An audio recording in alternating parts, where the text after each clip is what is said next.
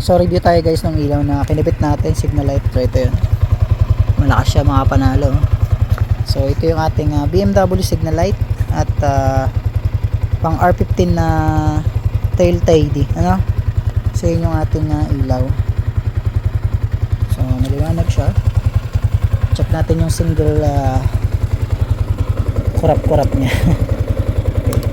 So ito yun, kasi wala pa siyang flasher relay na hindi pa napapalitan kaya mabilis. So yun yung blink niya.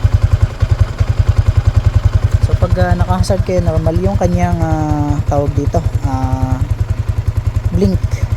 So pag single yung kanyang blinking, so mabilis siya, no? Kasi nga wala pang tawag dito, flash relay. So dapat ang flash relay dito is pang LED at saka tawag dito yung adjustable, no? So yan. So ito naman yung blink niya sa front. So stock pa yung ilaw natin ginamit dyan. So dito naman sa likod is yun nga, pang BMW turn signal light. So ano naman natin siya, hazard natin. So mapapansin pag hazard siya, normally yung play ng blinking niya, no? So mabagal. So pag mabilis, expected na natin na kailangan natin magpalit ng LED na, pang LED na flash relay. So adjustable din dapat. So yun yung ating review dito sa ating signal light. Maliwanag siya mga panalo. So patayin natin yung motor para tahimik yung ating review. Tapos dagdag tayo dito ng 2 volts. Yan.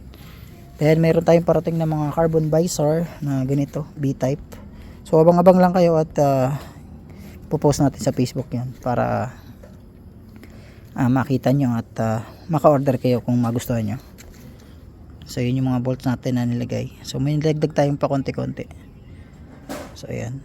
So hindi masyadong kita dito yung tail or yung emerald dahil yung kulay ng motor natin is halos kamukha na nung tinatawag natin na titanium emerald na bolts. So dinalang natin nung nagdala dito is yung kanyang washer na yan, Kitako washer.